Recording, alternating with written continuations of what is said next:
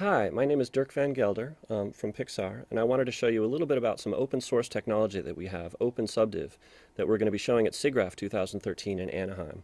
I wanted to give you a little preview of the technology and show you some of the presentations that we'll be doing at SIGGRAPH that you may be interested in, and show why this technology is important and why we developed it.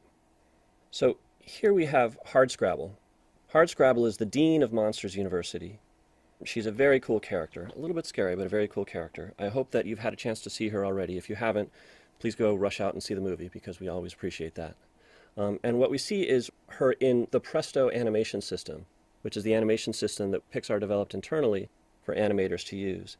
And we see her in the representation that traditionally animators have seen here.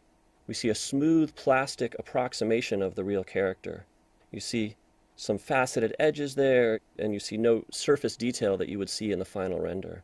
In the final render, this character has a lot of detail and spikes and lines and wrinkles that you don't see here.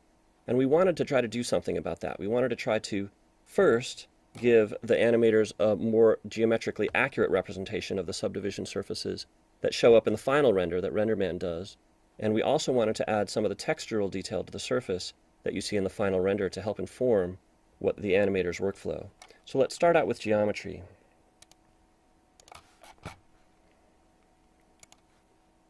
This is the geometry of Hardscrabble. Hardscrabble was modeled by Michael Hansel, and subdivision surfaces allow you to have nice sparse geometry in here. This is the final geometry that we render with, but you can see that we didn't have to model lots of little spans to get that surface detail in.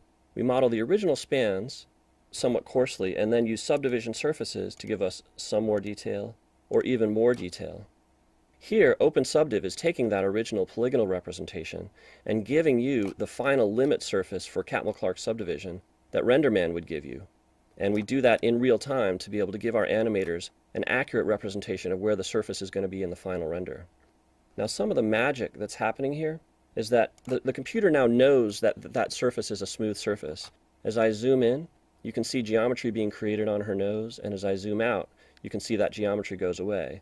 In the past, the computer only knew that the surface was a series of flat planes. But now that the computer knows that it's curved, it can be able to take advantage of modern GPU architectures using things like OpenGL tessellation and CUDA and OpenCL to be able to make those decisions on the fly on thousands of computer graphics cores, to be able to give our animators real-time feedback on that smooth curved geometry. So that's a few words on the geometry of what's happening under, but also we can talk about surface detail and texture. It was important to us to be able to take the images from the final render, all of that surface detail, and map it back onto our character. Historically, animators would see this. We wanted them to be able to see something like this. Here what we're doing is we're taking the final render and we're taking the pixels from the final render and we're mapping it back onto the surface to be able to show our animators what Hardscrabble is actually going to do in the final render and show that to them in real time in their interactive sessions. So as you go and look at the side of Hardscrabble's head here, for instance, as you move her brow up and down, you can see that there's a lot of texture stretching and shearing going on, but if you didn't have all that surface detail, it's harder to see. As you look at that, you can't really tell what's exactly happening back here around those little spikes on her head, but when you do turn on the surface detail, you can see a lot of that.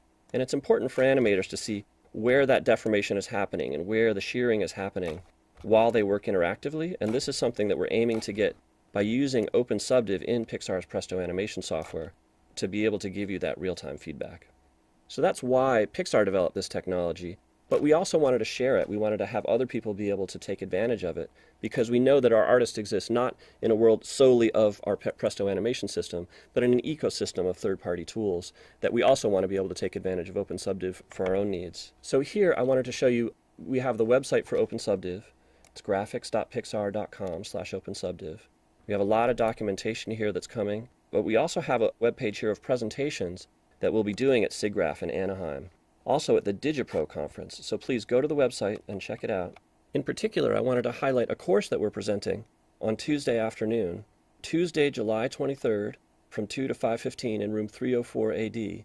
We're presenting with Charles Loop from Microsoft, Manuel Kramer from Pixar, myself, and also we're showing with Motorola, who's going to show their implementation of OpenSubdiv on a mobile device. We think that that's a nice example showing the research behind OpenSubdiv, its use in animated feature production, and its implementation on mobile devices that we're very excited about.